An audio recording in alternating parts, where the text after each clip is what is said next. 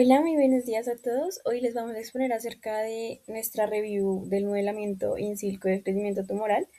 El grupo está conformado por José Santiago Durán Roa y quien les habla es Joana Gómez Rey. El cáncer de pulmón es a día de hoy la enfermedad oncológica más letal del planeta. Según Globocan, estamos hablando de casi 2.5 millones de casos nuevos cada año y cerca de 1.8 millones de muertes anuales. Como para ponerlos en perspectiva, esto mata más que el cáncer de mama, de próstata y de colon juntos. Pero el problema no es solo epidemiológico, sino que el problema es que este tumor es difícil de entender y predecir, ya que a medida que este va creciendo, deja de tener una forma ordenada y se va volviendo irregular, asimétrico y con estructuras que van cambiando de escala, ya que pues eso va a hacer que los modelos matemáticos clásicos no alcancen para describirlo bien.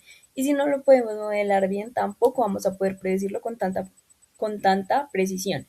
Y de ahí van a ser nuestra pregunta central, que es ¿qué herramientas computacionales existen hoy para modelar ese crecimiento y cuál es la más prometedora? Una vez que entendemos el problema, la siguiente pregunta es ¿por qué modelar? No basta con estudiar el tumor directamente en el paciente o en el laboratorio.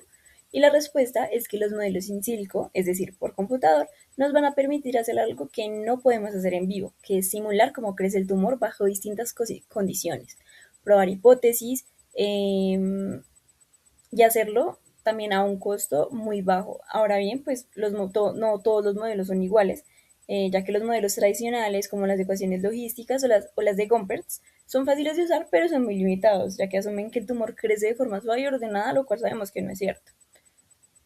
Por eso, esta revisión va a proponer una combinación de tres herramientas sofisticadas. La primera es la geometría fractal, que nos va a dar descriptores matemáticos capaces de distinguir los nódulos benignos eh, de malignos cerca del 90% de precisión. De segundas tenemos la agregación limitada por difusión o EDLA, que es un proceso estocástico que genera estructuras irregulares muy similares a las que vemos en tumores reales. Y tercero, el cálculo fraccional, que incorpora algo que los modelos clásicos ignoran por completo, que es la memoria biológica, es decir, el hecho de que este comportamiento actual del tumor va a depender de su historia pasada. Entonces, la combinación de estas tres herramientas va a ser la propuesta central de nuestro artículo. Y los resultados del benchmarking muestran que es la única que logra alta precisión biológica con costo cero y un bajo peso computacional. La propuesta, pues necesitábamos saber qué ha hecho la comunidad científica hasta ahora, así que realizamos una búsqueda bibliográfica estructurada usando el marco PICO, que es el estándar en revisiones de evidencia científica, y este nos ayuda a formular la pregunta de investigación de una forma más precisa. En este caso, la población pues son los modelos de crecimiento tumoral en tejido pulmonar. La intervención es el uso de la geometría fractal, el cálculo fraccionar y el DLA, y la comparación son los modelos euclidianos y determinísticos clásicos. Y el outcome son las métricas computacionales y predictivas aplicables al microambiente tumoral. Entonces, con esa pregunta definida, buscamos en tres bases de datos que fueron PubMed y EEE Explore y ScienceDirect, cubriendo el periodo entre 2015 a 2025. Y la ecuación principal combinó los términos de MSH de neoplasias pulmonares, geometría fractal y simulación computacional. Además, se formularon ecuaciones complementarias específicas para el DLA, microambiente tumoral y operaciones fraccionarias como Caputo y Mittag-Leffter. Entonces, como tal, el resultado inicial fueron de 342 registros recuperados entre las tres fuentes. Por supuesto, de esos 342 registros no todos eran relevantes, así que aplicamos un proceso de filtrado en 4 etapas siguiendo el modelo de Prisma. Entonces, en la primera etapa de identificación obtuvimos los 342 registros totales, 148 de PubMed, 94 fueron de IEEE Explore y 100 de ScienceDirect. Entonces, en la segunda etapa de cribado, eliminamos los duplicados, los registros con títulos que eran claramente irrelevantes y con eso nos quedamos con 155. En la tercera etapa de elegibilidad, lo que hicimos fue revisar los resúmenes de los 155 artículos y descartamos 88 que no tenían componente computacional ni fractal, dejándonos como tal 67 artículos para la revisión completa. Entonces, finalmente, en esta etapa de inclusión, leímos los 67 artículos y seleccionamos los 22 de mayor relevancia para los objetivos del estudio. Entonces, estos criterios de inclusión fueron, pues claros, artículos entre 2015 y 2025, preferiblemente entre un periodo del 2019 a 2025, inglés-español, revisado por pares y con un componente fractal, fraccional o computacional verificable y aplicado a cáncer pulmonar. Entonces, simplemente se excluyeron los trabajos centrados en otro tipo de cáncer sin relación con el pulmón y los que carecían por completo de un componente computacional. Entonces, esas 22 de referencia son la base bibliográfica sobre la que construye todo el análisis que se va a hacer a continuación.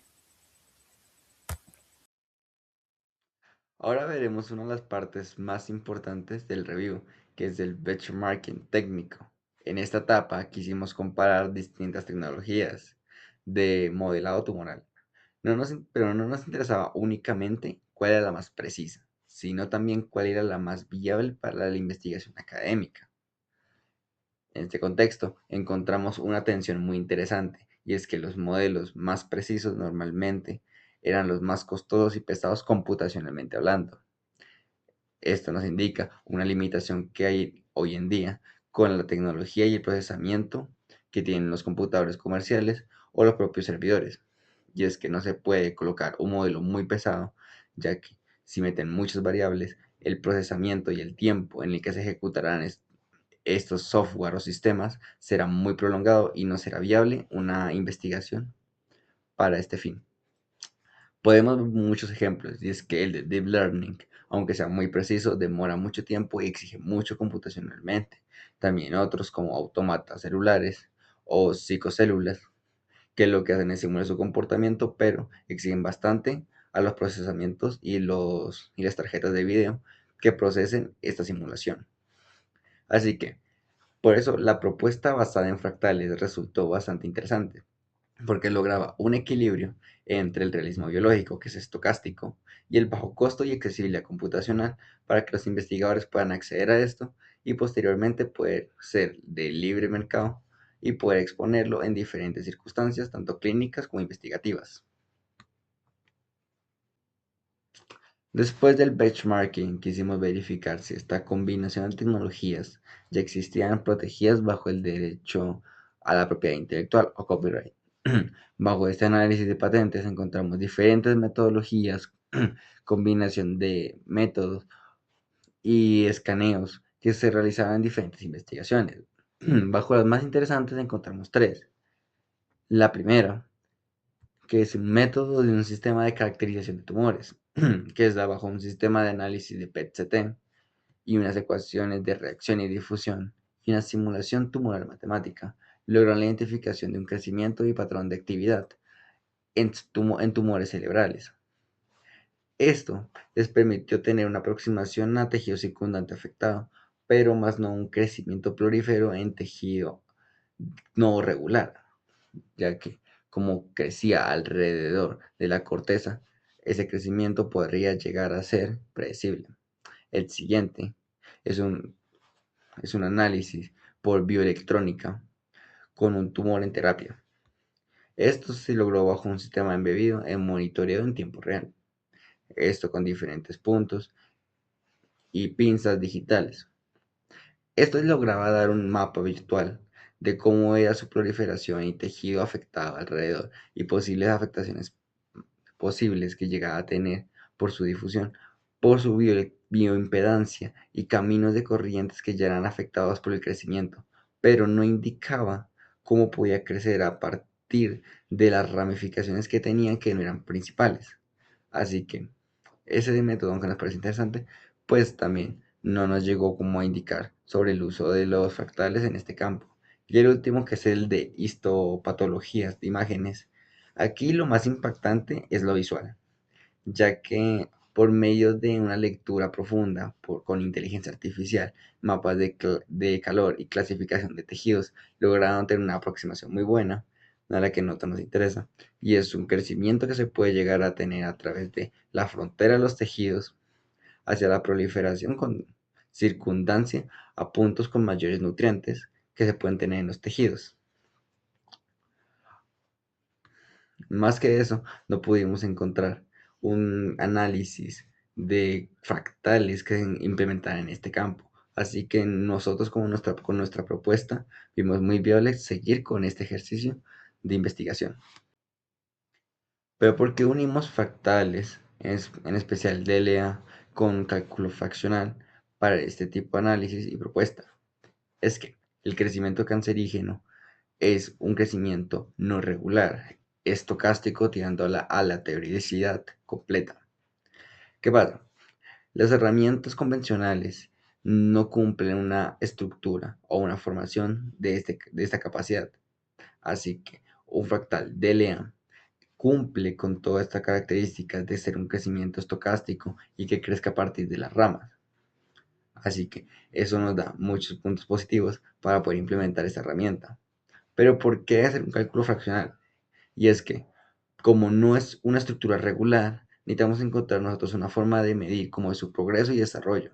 Así que un cálculo fraccional con su dimensión fractal y diferentes componentes que solo se puede medir en estructuras complejas como los fractales, nos permite hacer una aproximación a lo que puede ser una trayectoria y al final de cuentas un fin para el crecimiento que tenga este. Como conclusión, este trabajo no solo permitió identificar un espacio de innovación en el modelado tumoral pulmonar, sino también comprender la importancia de integrar precisión biológica con accesibilidad computacional. Además, aprendimos cómo construir un artículo tipo review desde una metodología estructurada, utilizando estrategias de búsqueda, criterios de inclusión y exclusión y análisis sistemático de la literatura científica.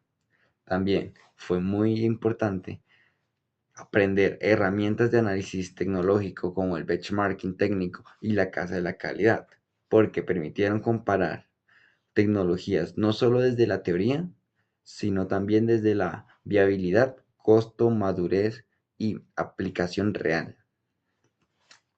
También como un análisis a futuro. El proyecto podría evaluar integrando imagenología médica real, validación experimental, que son uno de los puntos más difíciles que existen en la parte relacionada con la salud, y la validación experimental y aumento del nivel de la madurez de la tecnología. Eso pues se logra ya con tiempo y mayor esfuerzo dedicado a ese tipo de tecnología. Más que una solución final, este trabajo presenta una base para el desarrollo de los modelos computacionales en oncología, más accesibles, reproducibles y escalables. Finalmente, más allá de los resultados tecnológicos, esta experiencia permitió entender cómo se construye una investigación científica real desde la ingeniería biomédica para aportar un poco a la salud y el bienestar de la sociedad. Muchas gracias.